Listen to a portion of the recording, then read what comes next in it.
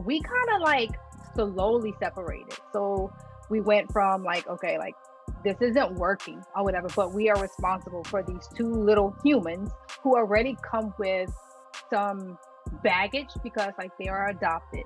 They were adopted from foster care. They have two moms. Now they have two moms that are going to be divorcing. How do we create a safe space for them when we have played out our lives on social media, but also like holding space for other lesbian couples that are coming behind us and make it okay to separate, because staying together in dysfunction is not healthy for the kids, right? What's up, everybody, and welcome to the Queerly Blax Show.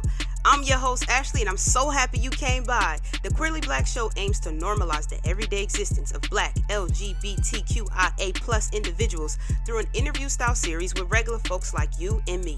So every week, a new guest shares their story and unique perspective on their existence as an LGBTQIA+ individual. Thank you for tuning in, and make sure you subscribe, download, set your reminders to the podcast so you never miss an episode. Enjoy the show.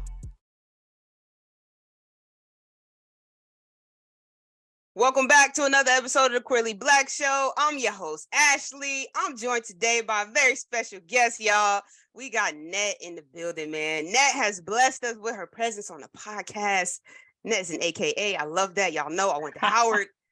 Nette, tell the people about yourself. I'm Nette, literally just Nette, an everyday person. I tell that to people all the time. Like, we all have like all these labels. And so my labels include myself. I'm me. I'm a mom. I am an ex-wife. I am a proud, out and loud lesbian, no guilt.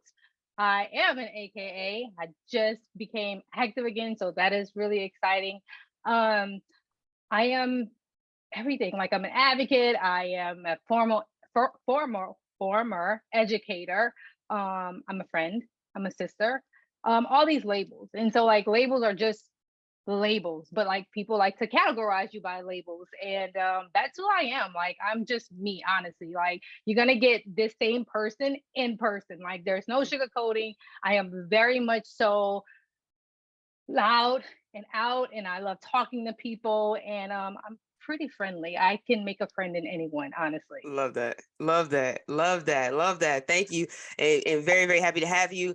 But here we have to start all the way at the beginning before all the labels happened.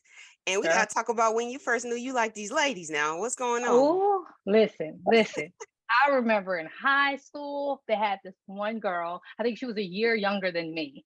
And she came out, and I was like, oh my gosh, like, I can't believe, like, what? Never. But like, I always knew, but I think your upbringing plays a lot in that. Like, oh no, this is like, no, you're a pretty girl, you're a good girl, like, you don't do those things, you're from a very small town where you're supposed to marry your high school sweetheart. But I knew. And then as soon as I went to college, I was like, hey mama, and then boom, that's what happened. So like, I kind of always knew. And again, it's just like, if you have the space of being in a presence of adults who are showing you the way and allowing you to explore, and I think all of that, like, not having that in my life and my childhood, I sort of kind of transitioned to be that when I was in the classroom with middle school adolescents. Yeah.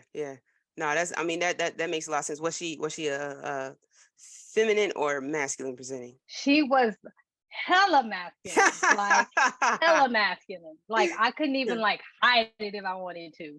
Yeah, she was on a basketball team for my. Of course, yeah. Love that. So like high school, college. So, ever have any boyfriends? I did. I like literally was on the path to marry my high school sweetheart because that's all I knew. Mm-hmm. Like, it was like, this is what you do. Like, it's like your life is kind of like already written out for you. Yeah. Where are you from? And I'm from a very, very small town, our village. The name of it is Lauraville, in Louisiana. Mm-hmm. So very, very small. Like, my mom and my dad like knew each other growing up. Like, two of my sisters married their high school sweetheart. It was a thing or whatever. And like, I was like, I know I'm different. And like, even my mindset was different. So surprise. So when did you first come out? Like, when were you first open with a woman? I would say probably in, I think, like 7th grade, I kissed a girl or whatever. And like there were like all these rumors going around about like me being gay. And I'm like, I'm not gay or whatever. You know, like everybody played house. Yeah, Come on, yeah, everybody played house. Like yeah. just so happened, but when I was playing house, like there was 2 mamas. And I was like, oh, this feels good. And I remember, and this is like so inappropriate, but I remember listening to Escape's Work Me Slow, and that song did something to me, Whoa. like deep, right? Like all the way back. So probably like middle school is when like I kissed a girl, but I didn't like anything else happen until Yeah. college. Hmm. Yeah. Nice. So Mhm. college. Did you bring your couch girlfriend home? Absolutely. Every single one. Because one thing about me is I have no shame in my game. I am Yeah. very proud of who I am with all the transitions that life brings you. I am very transparent, and I think to a fault. And I'm Hmm. sure we'll touch on this. That's why I kind of pulled back from like YouTube. Yeah, yeah. Where do you feel like that confidence comes from? Do you feel like you just always knew you were different, or did you have? What up? It's your host Ashley, and I'm interrupting this podcast to ask: are you following us? Have you downloaded the podcast? Are you subscribed to us on YouTube? If you're not already, go ahead and subscribe to the YouTube channel. Follow us on all platforms, Queerly Black. I'm gonna let y'all get back to the show. Peace. Have that like safe space to just kind of be yourself. A little bit of both. So like my family has always been welcoming, but also like you hear the comments of like people Hmm. being a fruitcake or people being a Hmm. bulldagger. And it's just like, whoa, but I don't look like any of these people. So Yeah. any gay person are part of the community that they would be referring to was either a very feminine male or a very masculine Woman. female. Hmm. And I'm like, I don't identify with any of those things. Like I know I'm having these feelings, but so I can't be this way because I don't look like that. Yeah, yeah. So let's talk about that actually. I wanted to talk about just the feminine experience. Obviously, I'll walk into a space and they're like everything, including how you doing, sir, right? And I remember going to the grocery store and I had to take a phone call, so I came in a little bit later. My sister and my wife were already in the store. So I came in and I scared my sister, but there was a lady in the aisle too. And the lady was like, oh man, you scared, sir, you scared me. And my sister was like, that's a girl, like defending my honor. Right now, normally, like, I don't care. I just don't care, but on the flip side, for you as a feminine woman, I think jokingly, like a couple years ago, I stalked your Instagram. So a couple years ago, we're like, the whole like you don't look gay thing, right? Talk about your experience as a gay person and a queer person, but being feminine presenting. Yeah, I think people who are not part of our community don't really understand how toxic their projections or assumptions can be. Because I struggled for a long time saying, oh my gosh, like I know I'm gay, I know I'm a lesbian, I love girls, but like I am so tired of coming out every single time. Like a guy tries to talk to me, or anybody hits on me, or even just in general, like I wish I was covered in a rainbow flag or something, because I am very proud of who I am. Mm-hmm. But like at the same time, being a feminine lesbian, lipstick lesbian, or Mm-hmm. whatever, I really struggled with that. And I remember like Googling, or at the time, like Yahoo was the thing. Like, Mm-hmm. what do I call myself? Like, what do I call myself? And I was like, I'm a lesbian. And then I saw lipstick, I'm a lipstick lesbian. But what do I do with that? Because to the gay people, they can't even approach me because I don't look gay. And to straight people, it's just like, oh, fish in the water, like let me go. And that was very, very, very hard. And so Mm-hmm. like one of my goals, once I came out, I was just like, I want to make it my mission to let kids know you don't have to fit into a certain box or a look to identify with one word or who you think you are or who you know yourself to be. And so over the years, I just really struggled with, like, I remember this is horrible. Like, and I still have the pictures of it. Like when I was in college, white tees, like the big white tees, all like I went to the store and I purchased that stuff. Like, and I was like, I'm gonna be a stud. Like it's, and again, that's Yeah. all like because like when I was out in like the community, more studs were getting noticed. And I'm just like, hey, I'm a lesbian too. Right. Feeling I like would that get, was like the rainbow flag, like the white t-shirt is like, okay, well, I won't put a flag on, but I'll just put this white t-shirt on. Then maybe. yes, with like baggy jeans and Yeah. like stereotypical stud lesbian. And I'm like, this is not even me. Like, this is crazy. I remember doing that, and it was so uncomfortable for me. And I was like, yeah, no, like you're gonna find your way. And I have. But I struggle with it. Yeah. Yeah. So do you find that like in the queer community, feminine women are typically more aggressive? Because I think like if you're straight, you don't have to approach a guy, right? But if if a woman that's interested in you doesn't know that you're gay, you almost have to make it known to her that, hey, like, I'm feeling you, which is seen as like more of an aggressive thing. Do you have you found that in your own personal, dating experience? Not necessarily in my own, but I will say, like, when I want something, I'm persistent. And so like I remember being like at the gay club in Lafayette with my best friend, and it was this girl, and again, another ball player, go figure, but she was gorgeous, and I was like, ooh, I want her. And like, again, she wasn't looking my way, and I'm like, it's because she probably doesn't think I'm gay because I am so femme or whatever. And I was just like, I ran over to her, and I was, what's up? Yeah, like, and shoot your shot, no pun intended. Yeah, correct. And I did this, that, and I mean, we dated like casually, but nothing popped off. But yeah, I think we have to be like to get what we want, and also to like feel recognized as part of the community, and also not given the label or slapped with the label like experimenting or bisexual, because like I'm not bisexual. I am lesbian or whatever. Like I have only eyes for females. And certain type of females, not just any kind of female at that, and not your wife either. If you get what I'm saying. Yes. Be clear, right? Yes, let's be clear. Yeah. So then you were married, and are very open about, the you guys separating and now co-parenting. Talk about successful co-parenting in this community. There's a lot of, I think this is one of the most undeveloped parts of family structure in our community, because for so long people weren't even comfortable having children together, or kind of forming what looked like a normal life because of how unaccepted it was, or in some spaces still is, to be queer. And now people are proud, people are having families, kids are happening, but the relationships look like regular relationships, right? They break up, they get back together, they already had children, all the things. And there's a lot of negative rhetoric around the ending of a same-sex relationship, in terms of how the parents are able to coexist, and oh well, biologically it's not yours, and all this craziness that people say, but we don't hear enough about the positive stuff. And you're very, very adamant about being, bringing that to the forefront and showing that you can have a same-sex relationship and have a successful co-parenting relationship.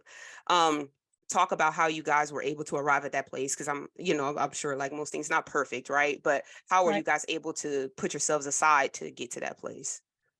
Yeah, I think this question is loaded and it's multi-layered, just because the way our relationship played out, it played out publicly in a way, because we were on YouTube, or I was on YouTube, and she, made cameos and all these things, and they saw, like, as our relationship progressed or whatever. And the crazy thing is that I connected with lots of other couples who have now been divorced or are divorced, but you never heard anything from them.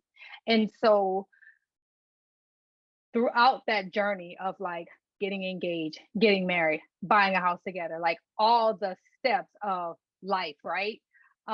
There were some things that we couldn't agree on or whatever. And then, like the adoption happened for both of our boys. And so I was really worried about exactly what you said, like lesbians, like how do they, what happens? They're not biologically this one. And I'm like, they're not biologically connected to either one of us or whatever, but they are our kids. And that was the route we chose to family build. Yeah. And our structure looks different, but it doesn't take away from this is our family unit.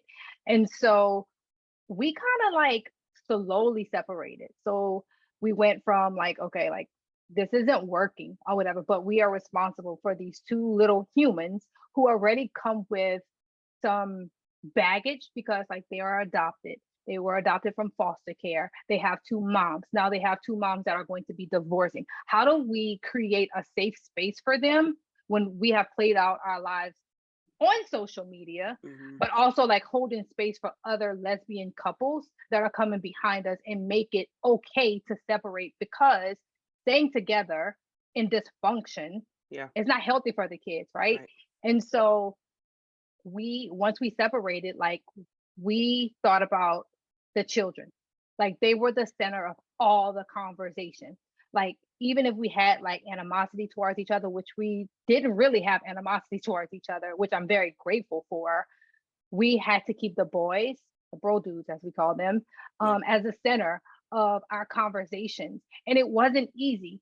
And the hard part was the transition. You go to seeing your kids every day, or like you are in the same household, so you can see how this person is parenting or how they're handling this situation. And now you don't have control over that.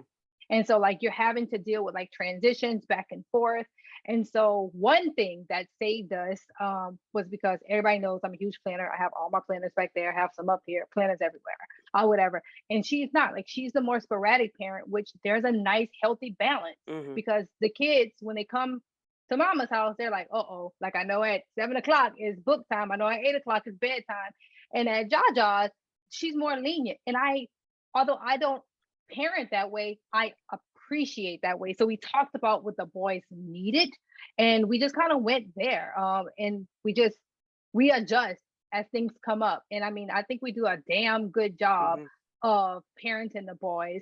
But again, one pinpoint, like a major thing to talk about, is that I didn't see any other lesbian couples getting divorced in a nice way, a nice manner. The lesbian couples that were active on social media, it was ugly. One was a biological parent, and I mean, they were famous or whatever. And then like it was all this animosity, and I'm just like, that's toxic. Like, and it wasn't like, there's lots of lesbian couples out there sharing their story, and I appreciate that, especially for the younger generation. But like when I was on YouTube, it was like maybe 4 or 5 other couples, and like some of the OGs are still around. But most of them have separated, but you've never heard from them again. And so for me, it's like, I don't want to leave my audience hanging because they were part of my life for so long. And let me show you how like we are divorced. We are co-parenting, but we're co-parenting in a very healthy way.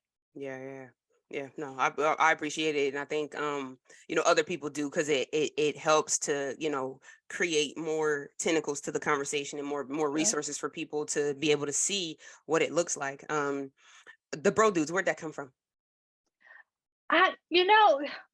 People ask me that all the time. And I think my youngest called his brother bro, or the oldest called his younger brother bro. And I would always say dude. And I'm like, bro dude. And I'm like, oh, bro dude. Y'all the bro dudes. Just like That's that. it. The bro dudes. Love that. So just to round out the conversation about the parenting. So then obviously you separate and then you start dating again. Let's get to the juicy part. So you start dating, and again, different philosophies about what that looks like, different, another conversation that has to be had because of the children, right? Like, when is it safe to bring somebody around? Blah, blah, blah, blah, I think all those things. Let me say it this way. Going into that phase, did you have a certain mindset or certain expectations, and then the reality of it was something completely different? Absolutely. Isn't that life? Like you always, like, I know me, I have a plan. And I always tell people, like, I can't believe y'all divorced. And that was one thing, like we didn't publicly share our divorce when it first happened. My mom didn't even know. Like that's how secretive we were about it, because we wanted to protect our children. But we had the conversation. It was hard. not terrible like fighting, but it was just like, okay, we know that our lives will move forward. Yeah. We can't have people as a revolving door coming in and out of the boy's life or whatever. So how about 6 months? When you think it's really serious and 6 months you've been dating that person, then they can meet the boys. And that's what it was. And it happened and it was beautiful. And it's just like when you keep the kids in the center of the conversation, like, and get out your own way, because I think like as females, we are naturally emotional beings or whatever. And we feel all the feels. But like if we can push all that to the side, suppress that just for a moment and put the kids in the middle as the center of the conversation, then everything will be okay. And also to accept that you no longer have an emotional connection to your ex and you can move forward. And also acknowledging the fact that you want each other to be happy. Yeah. You want each other to be happy with a new partner who also accepts your kids and accepts your situation. Because for me, it was just like, listen, that part too. We could date, but listen, I have a co-parent and I don't like to call her my ex or whatever. I think there's just a bad connotation when it comes to the term ex. And so I always say my co-parent or whatever. Because you put it in context of the kids and not you. So like calling them your ex is about you, calling them a co-parent is about the kids. I only exist with this person because of my children, not because of me. Right. Yeah. Exactly. And so I'm like, listen, we could date. Like, let's date. But listen, also, I come with the family unit. Yeah. I come with a co-parent and I come with 2 kids or whatever. And like, let's put that on the table right now. If you can't exist in the same room as her, we can't exist because for the simple fact, you're going to be part of our kids' lives. So she is part of that family unit. So it's not that, like, I guess I am protecting her as well as protecting our kids, but they are the ones that I'm protecting. And also knowing that, like, she has every right to take me to court if I'm dating somebody that's like beating on our kids or, like pose a threat to our kids or whatever. But we don't have to do that because like we've been very cordial and respectful of each other. Yeah. And, yeah. It's the respect. That's it. Communication and respect, and as long as when we come back to the table, we can say, okay, this is working, this is not working. How we gonna fix it and move forward? It really is. That's really what it is. Boy, mom life. How's that? I am new to motherhood. With an 11-week old, 12 weeks old now. Yesterday, 12 weeks. And there were questions that we knew we had before, and now he's here, and it's like there's more, and he's only 12 weeks. So I can imagine you being a boy mom and all of the things. How is it? Interesting. Like you say, you plan for these things and it like totally never happens the way you think it's gonna happen. Like all the books in the world cannot, like literally cannot prepare you for this journey that we make the choice to take. It's a beautiful journey, but it's a hard ass journey that people do not disclose. And that is one thing that I feel like when I was on YouTube, I was very transparent about, like not just showing the highlight reels and I had to unfollow a lot of people because they were only showing highlights. It's not reality. It's not reality. And to be a boy mom, and not just a boy mom, a Black boy mom, an autistic mom, a mom of a child with ADHD. You get what I'm saying? Children from foster care, like that shit is loaded or whatever. And it's difficult as hell, but you adjust to their needs. And along the way with like all the stinky smells because they smell horrible. Like it doesn't matter how much like they smell horrible. They do. But it's fun and it's rewarding. And I know like that's probably like the textbook answer, but it is. And like I said earlier, it's pros and cons to every single age. One thing that we are trying our very best is to raise nice, kind humans. So like when we try not to do like the gender thing too much because like people get so stuck on that. But I do, and we do teach them about boundaries, about body boundaries more or less, especially when it comes to people who identify as female. You have to ask permission to touch their body And so like, because the world, Mm-hmm. says, as a boy, you're supposed to do this, this, and this. And one thing that a lot of people don't necessarily agree with me on, and I do not care, is allowing my boys to be emotionally vulnerable. Mm-hmm. You have every right to cry, baby. You have every right to have a tantrum. You have that right because we're all emotional Yeah. or whatever. And so we give them the space to like let their feelings out, like explain and all of those things. I'm not trying to raise no rough and tough and, like I'm a man and all these Yeah. things and not allow emotional vulnerability to present somewhere in your life.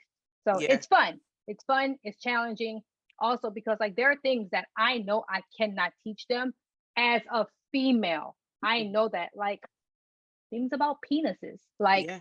you can Google it. I have brothers or whatever. And again, like it's like a sensitive conversation, but it's the truth or Is whatever. it? It is. Yeah. Like people will say, women can't raise men. That's not true. Well, what There are about single certain parts mothers? of exactly. It's like exactly. I'm just like, but there are parts of, and I to a certain point, I understand what they're saying, and it's really a lot of the things go back to like genitals and Yeah. sexual stuff, and it's just like no, like I can get his uncle to tell him how to pull the skin back and wash it, and all the things. I can do that. I can present and provide the resources he needs to learn the things that I cannot teach him. Mm-hmm. Yeah. Yeah. No, totally. Totally. It's it's a journey. Yeah, for sure. Kids are amazing. I think the joy that they bring is probably, the that was the one thing that people always told me, like it's a lot of work, but they bring a lot of joy. Ooh.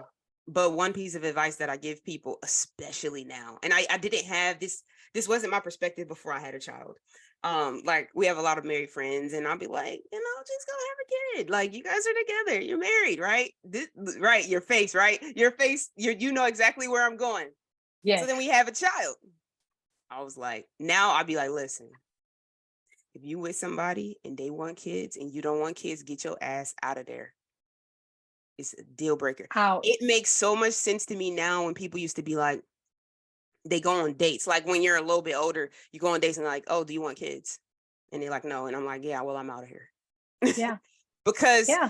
the last thing you want, because it's such a selfless, if you want to do it well, if you want to be a good parent, a present parent, and make sure that, to your point, you raise a kind, well-rounded human, it requires everything you got plus some. Absolutely. It requires, I personally, I went to therapy before we had kids, just to unload a lot of things that I had. I'm an older sibling, my mom was a teen mom, just a lot of the things that you just personally are like, I gotta just go sort through some of this real quick and make sure that I'm good, because I don't want any of this to infiltrate him at all, right? I got to go deal with myself.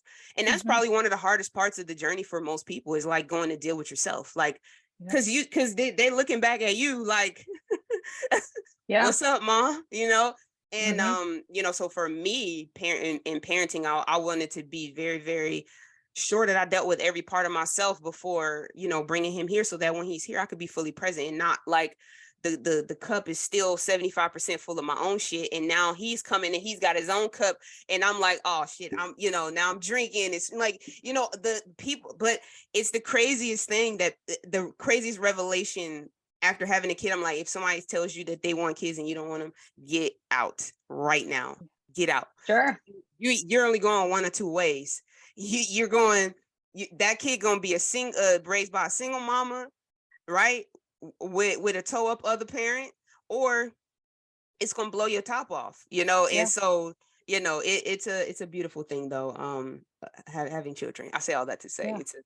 it's a beautiful thing. It's a mental, Yeah, like it yes. really is in like a good way, Mhm, because I think for me, my kids have taught me so much more about myself, and I mhm, am an advocate for therapy. I mhm, mean, weekly, I'm not missing that mhm, session. I'll miss a nail appointment, but I'm not missing therapy mhm, because we have so much to unpack. And like mhm, as an adult, and as you evolve and you have life experiences, a lot of it links back to childhood. And mhm, so you are thinking like, okay, now I'm raising this kid. How can I not carry over that cycle. And like you said, infiltrate your kid with the stuff that you went through or whatever, because you know how it feels, because you have that experience. And so now as a parent, you can say, because now you have the experience, like, don't have kids. You know what I mean? And I am strong in my conviction. And I tell my nieces and nephews, don't have kids unless you are 100% ready. Listen, just because you didn't got your girlfriend pregnant, don't mean you have to marry her. No. Don't mean y'all have to be together, because it's toxic and it's not healthy for the kid or whatever. And then, like, you know, putting the kid at the center of the fight.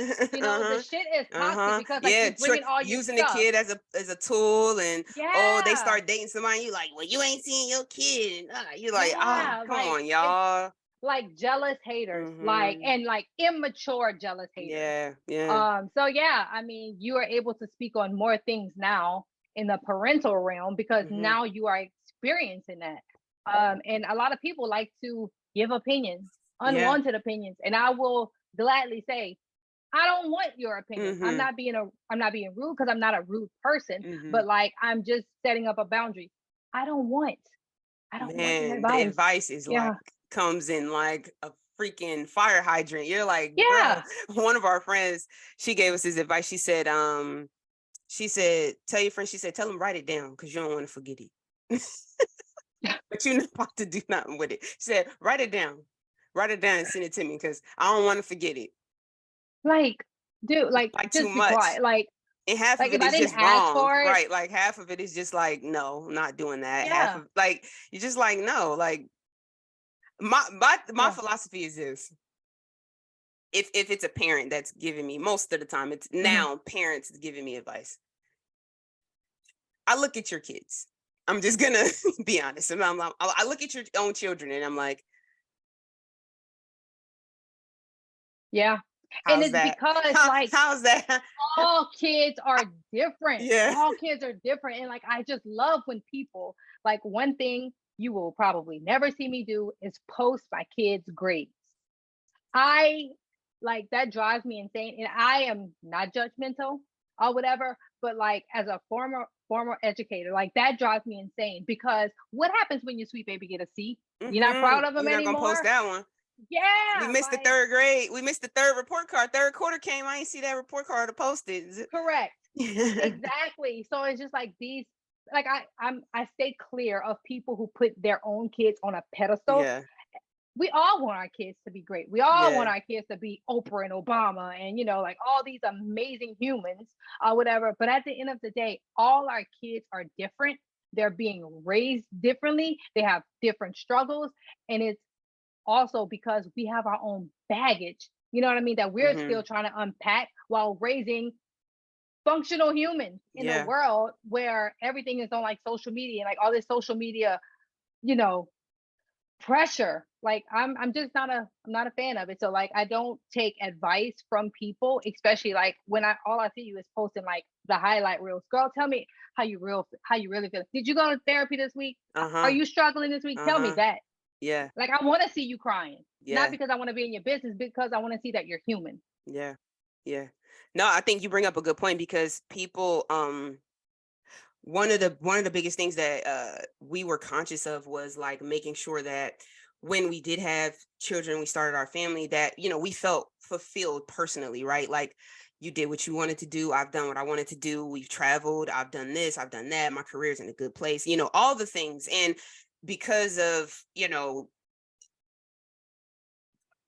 the way we have to have children, you can be very intentional about that, right? Like, there's not oops, oh my God, like, now we got to start getting ready for a baby. That can't really happen, right? So you're very like, okay, this is what's going to happen. And I think that back to the grades thing, right? Because I look at that and I'm like, I find that people who, a lot of times, it's just my opinion, guys, don't kill me.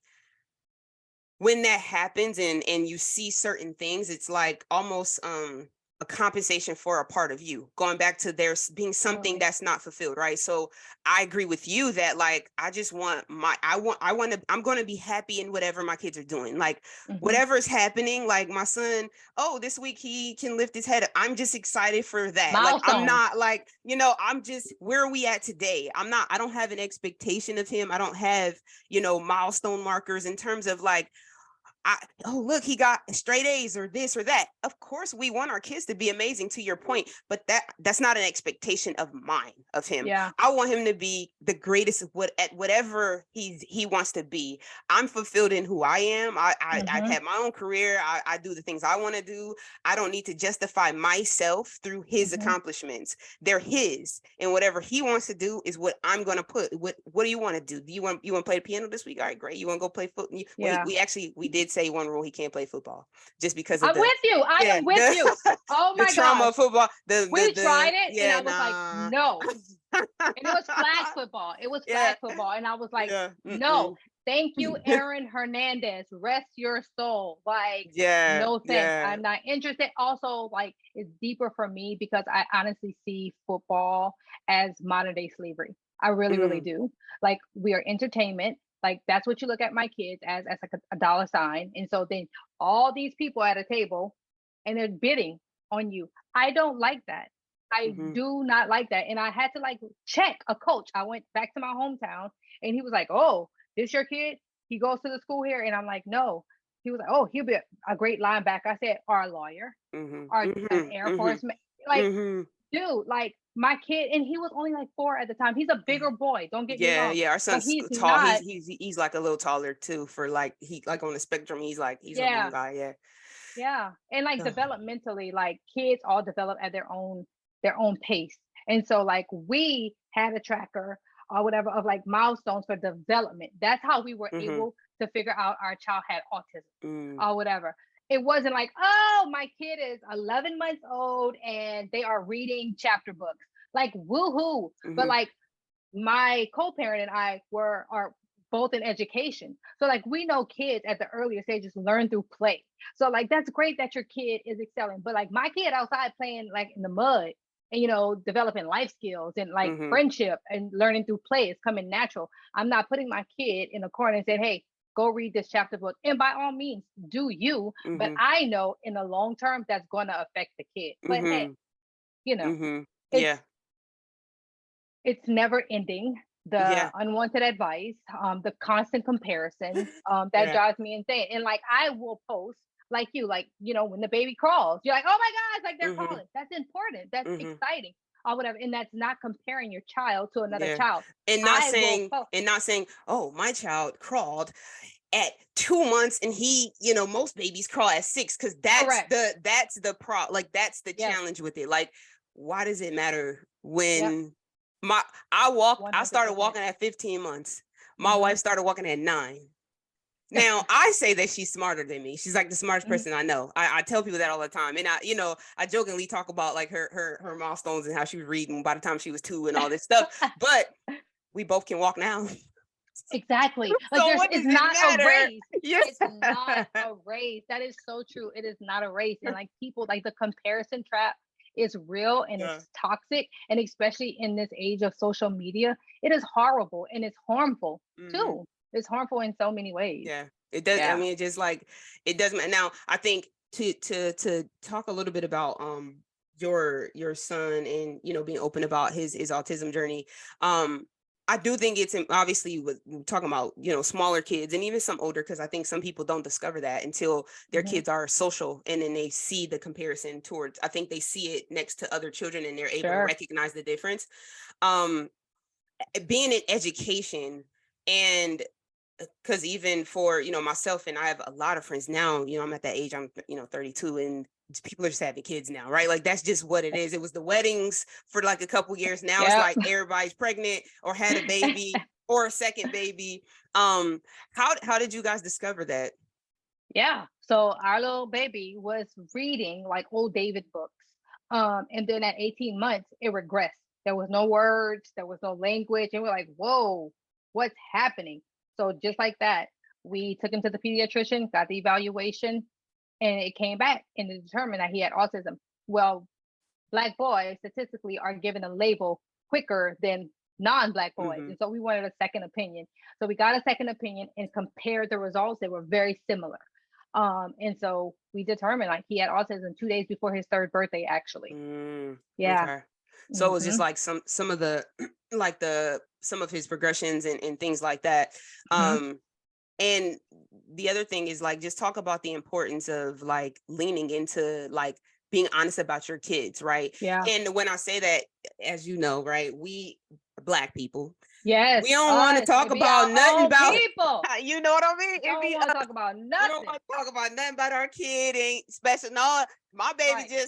she just don't like to drink out of a cup. Or she She need her don't. ass whipped. Like Yeah, what? you know, and we do these things. We make these uh excuses because we don't want to face what it is, but talk Reality. about how important it is to lean into it, because then you have adults who go with, because you didn't put them in the class with 3 people so they could get the attention they needed. Now they're functioning in the world, can't read, can't write, they're like frustrated, confused, can't express it as an adult. You know, people are adults dealing with this, but if they were a child, and when they were a child, if you were leaned into what they needed, focused on the child, right? Not yourself and your own pride and ego, your kid could be, functioning in a very, very different space. So talk about the importance of leaning into that, even as an educator, right? Because you're dealing with the kids that have the parents that are, in denial and not trying to face it. So talk about that.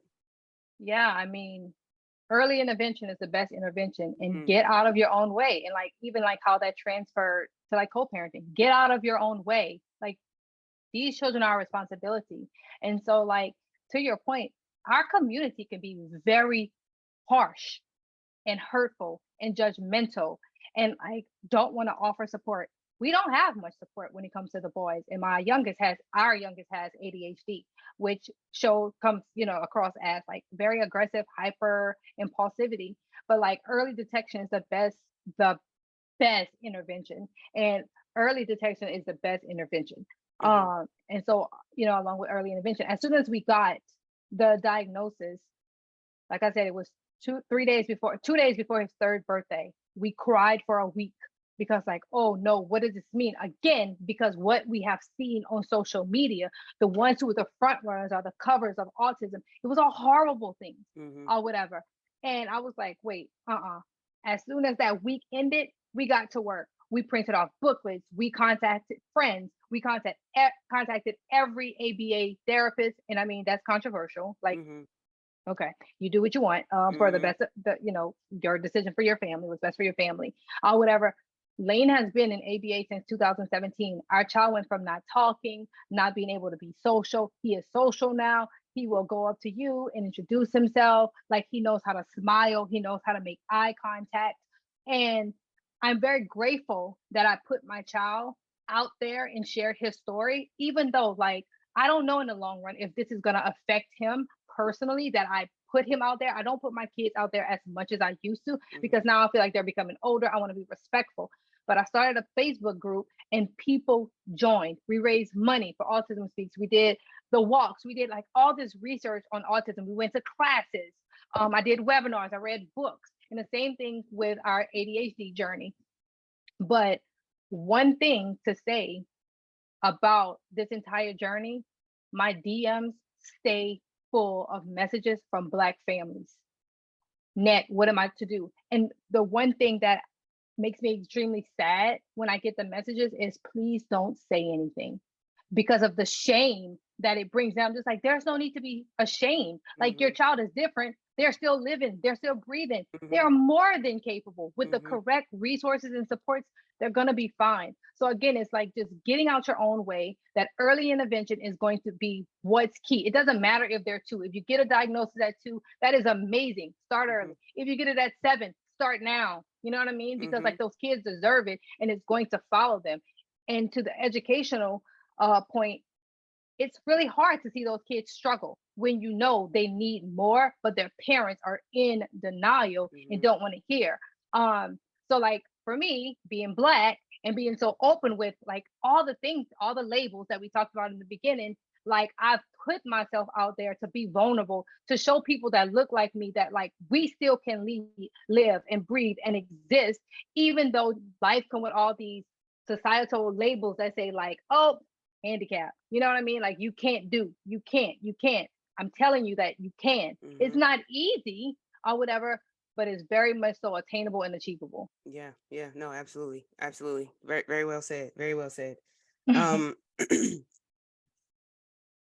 what can the people expect from you going forward? So, Ooh. Life with Nette, what we got coming? Listen, just right now, you will see me probably posting all things Mardi Gras because this is my favorite season. Okay, holla. If y'all ain't never been to New Orleans, listen, stop watching what y'all see on social media about Bourbon Street and all that. Go uptown. All right, that's where the family's at. Go Quick uptown. story. We went to Mardi Gras 2020. Ooh, when all the people were. When everybody was the parade was crazy. Yeah, that was a wild. And we truly believe. At that point, we were like, and then COVID came like a month later. Correct. We were like, man, if we didn't get COVID, that's also when I got on dating apps.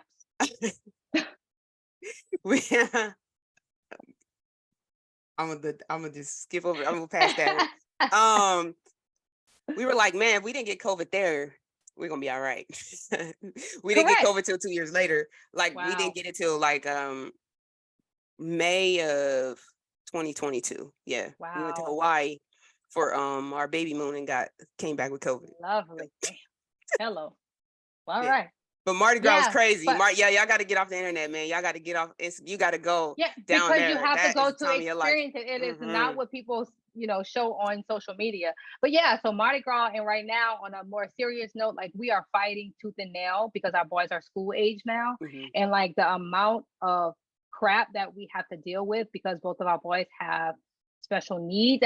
As the most common term people will understand. We don't really use special needs anymore. We use exceptionalities. It's more inclusive. Yeah.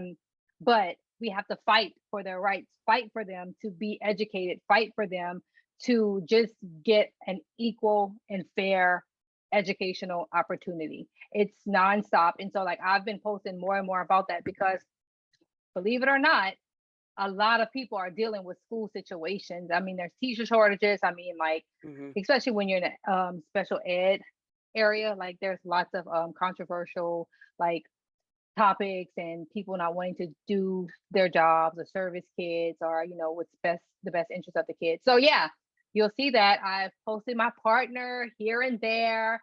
One thing that I have learned about social media is to not put your business out there for people to make assumptions. So we have been together for over 2 years. People would never think I was in a relationship because I don't post her. I do not post her at all.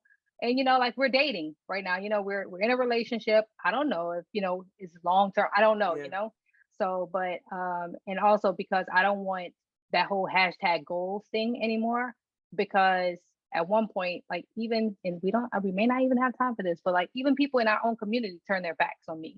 Once I was divorced, it was just like, oh, we're not going to send you any more sponsorships. We're not going to ask you to collaborate with us because now your life doesn't mirror the life that we're trying to give off.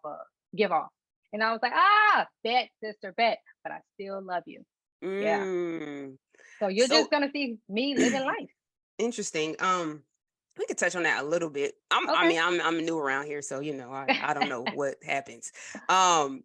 But talk about that. I mean, because obviously you make a lot of connections and you kind of build and you build relationships, social media relationships with people, and you build them as a certain thing, right? So I imagine what you're talking about is you built some level of relationships with people as a married couple. And then you get divorced and people are like, okay, because we don't really know where this is about to go from here. So like what does that look like in this community? I mean, it's I think every community is very cliquish. I'm not a cliquish person. I've never been that way.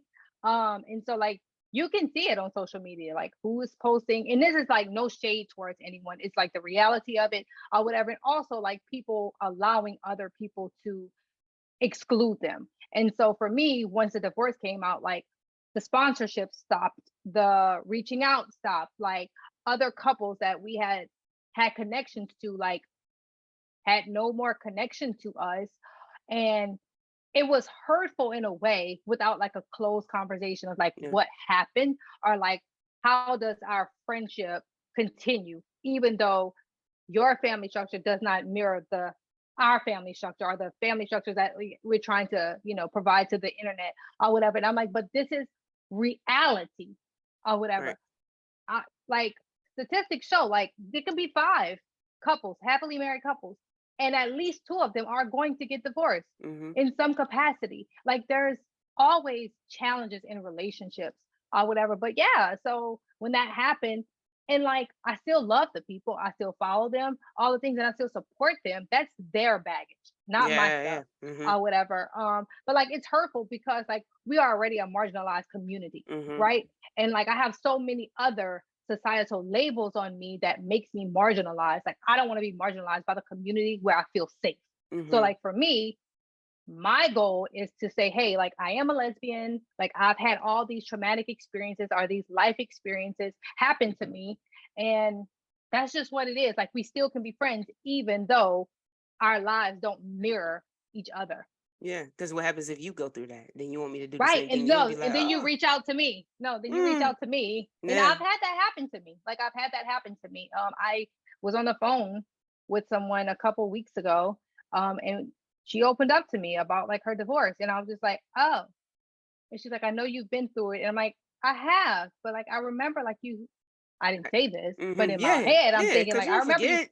Yeah, like that was hurtful, Mm-hmm. because like I have been supportive of you or whatever, but I will never I will never slam the door in anybody's face, especially when it's something I've experienced. And I know if I can provide any ease into a life transition, then I absolutely will, whether it's from raising Black kids, kids from foster care, being divorced, co-parenting, being a lesbian, like Mm-hmm. all these things, I'm going to help wherever I can.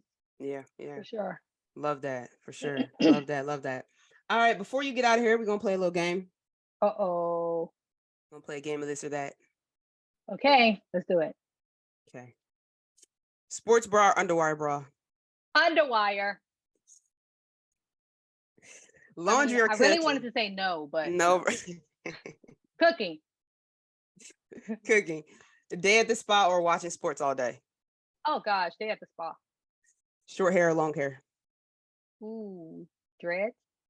Long dreads. That works. Lipstick or lip gloss?